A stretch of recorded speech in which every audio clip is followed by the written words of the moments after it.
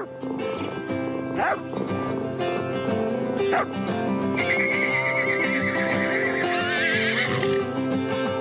suis Laure Bonatti et je suis Mathilde Guillon et nous sommes toutes les deux vétérinaires consultantes en médecine du comportement. Bienvenue sur Vétologie, le premier podcast francophone consacré à l'éthologie vétérinaire. L'épisode d'aujourd'hui nous a été inspiré par une vidéo Instagram qu'on a partagée il y a quelques temps sur notre compte, où l'on voit un cheval faire un énorme effort pour se mettre debout sur ses postérieurs pour attraper un peu de foin qui est stocké au-dessus de son box. Cette vidéo, en fait, elle nous permet de questionner la motivation de ce cheval hébergé en box pour accéder à du foin. Et plus généralement, on va parler de la vie des chevaux détenus au box.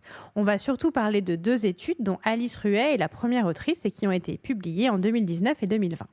Alice Ruet est ingénieure de recherche et développement bien-être des équidés à l'IFCE et nous avons déjà cité ses travaux dans le podcast, notamment dans l'épisode sur le bien-être des chevaux au travail. Et on espère que c'est une fidèle auditrice de Vétologie, donc on lui fait une petite dédicace dans cet épisode. Pour commencer, et blague à part, on va revenir aux besoins fondamentaux de l'espèce cheval. Les anglophones parlent des 3 F, Fiber, Freedom and Friends, c'est-à-dire des fibres, du mouvement en liberté et des congénères. 3 besoins qui semblent compliqués à assouvir dans un espace de 9 mètres cubes, mais voyons ce que les études en disent. Effectivement, Mathilde. La majorité des chevaux sont malgré tout hébergés en box individuel et certains même en stall, c'est-à-dire attachés, même si on a vérifié pendant qu'on écrivait cet épisode, c'est interdit. Le box, c'est très pratique pour les cavaliers. Le cheval est à disposition, il est généralement propre et souvent très motivé à se porter en avant puisqu'il a peu bougé.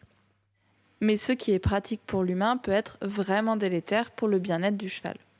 Une première étude donc menée par Alice Ruet a consisté à mettre en relation certains facteurs environnementaux avec des comportements en lien avec le mal-être. Ces 4 comportements en lien avec le mal-être sont les stéréotypies, l'agressivité envers l'humain, une indifférence vis-à-vis de l'environnement et des comportements de stress.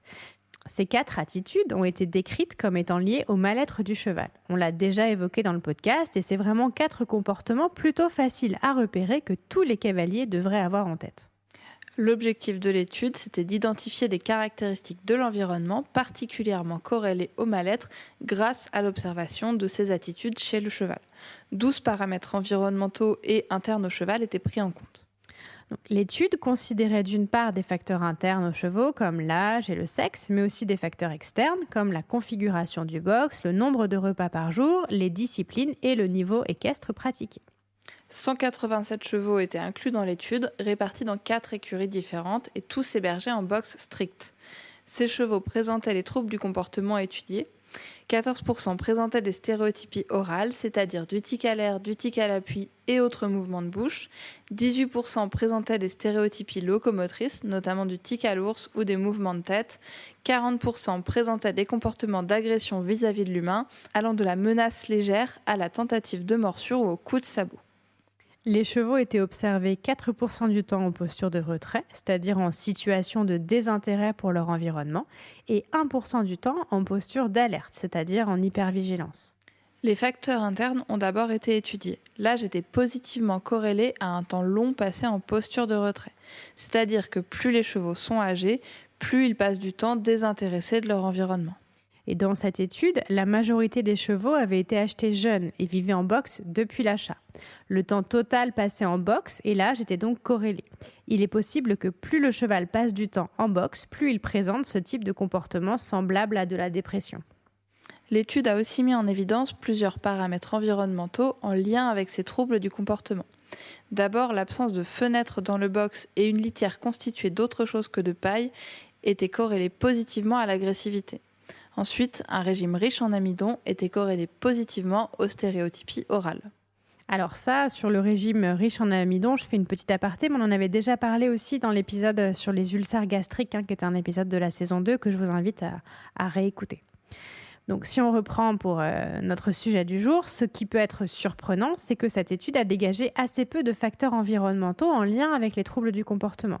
Notamment, une activité physique importante ne diminuait pas les troubles du comportement. Oui, c'est donc important de se dire que c'est pas parce qu'on travaille beaucoup son cheval qu'il est mieux dans son box en fait. Et les auteurs précisent également que si une fenêtre peut diminuer la frustration, elle ne suffit pas à elle seule à placer le cheval en situation de bien-être. Quant à la présence de paille, il s'agit d'un matériau consommable. Il est possible que la possibilité de consommer sa litière diminue un peu la frustration en répondant au moins partiellement aux besoins de fourrage du cheval. Bon, donc a priori le box c'est pas idéal. Mais alors que penser des chevaux qui n'aiment pas le paddock ou le pré et qui attendent à la porte qu'on les rentre? C'est un argument qu'on entend souvent dans les écuries. Bon, je propose qu'on se mette à la place d'un cheval. Il n'y a aucune raison rationnelle qu'il n'apprécie pas le paddock ou le pré, sauf si celui-ci ne répond pas à ses besoins éthologiques. Donc on peut se poser plusieurs questions. Est-ce qu'il y a à manger à volonté ou est-ce que le paddock est en sable et qu'il n'y a pas de foin à l'intérieur? Est-ce que le cheval s'entend bien avec ses congénères ou est-ce qu'au contraire, il y a un individu dans le pré qui lui fait très peur? Qu'en est-il de son confort thermique? Est-ce qu'il peut se protéger des insectes? Est-ce qu'il y a de la boue? C'est sûr que si le paddock est en plein soleil avec rien à brouter, le cheval aura probablement très envie de rentrer dans son box. D'autant plus qu'il y a un apprentissage très rapide et très facile à faire entre le fait de rentrer au box et de recevoir une ration de concentré très appétante par exemple. En tout cas, il n'y a pas de doute à avoir sur le fait que l'hébergement au pré répond plus facilement aux besoins éthologiques des chevaux que la détention en box individuelle qui est un vrai défi pour le cheval.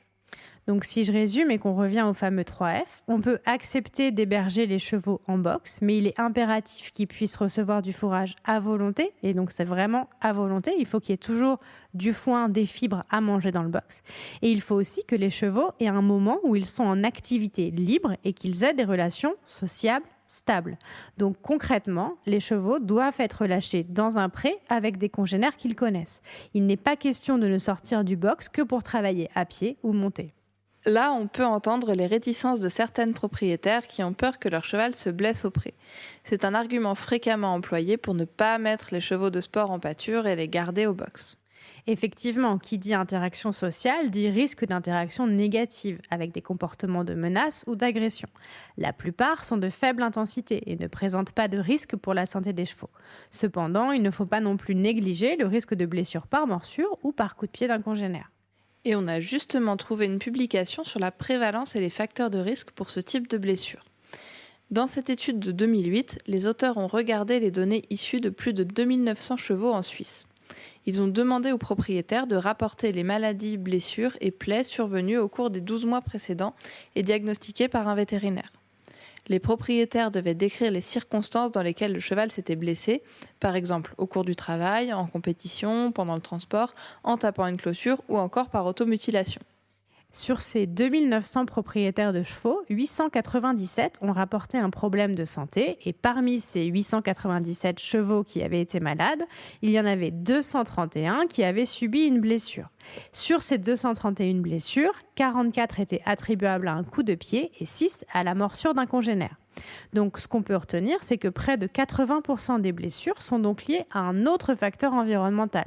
Par exemple, le terrain, un problème de clôture, le box, une compétition et j'en passe.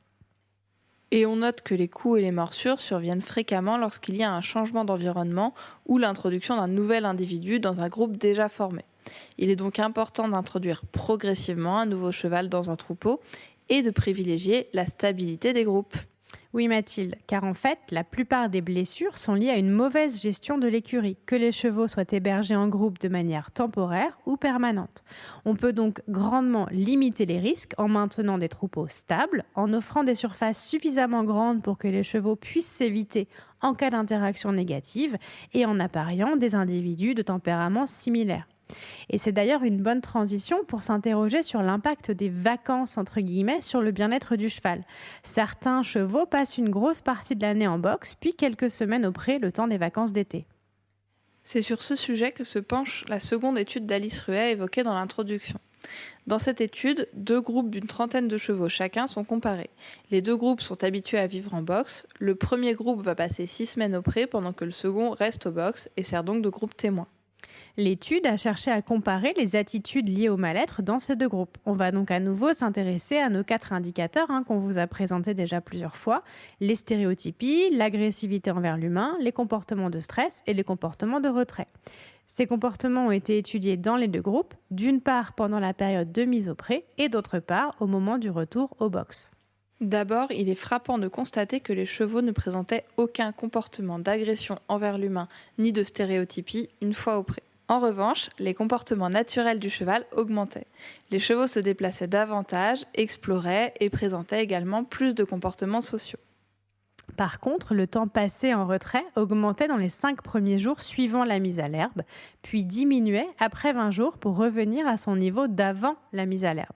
L'équipe de chercheurs suggère que la mise à l'herbe demandait un temps d'adaptation aux chevaux. Lors du retour au box, tous les comportements liés au mal-être réaugmentaient. Les stéréotypies et les agressions envers l'humain réapparaissaient et le temps passé à la fois en retrait mais aussi en hypervigilance augmentait. 3 mois après le retour au box, ces comportements étaient exprimés à la même fréquence que pour les chevaux restés en box. Avec le retour en box, tous les comportements naturels nouvellement exprimés diminuaient également très vite. Il est donc constaté que les effets bénéfiques de la mise à l'herbe sur le bien-être s'estompent rapidement et les auteurs suggèrent que, si possible, les chevaux soient laissés à l'herbe en permanence. Bon, Laure et moi sommes convaincus puisque nos chevaux vivent au pré.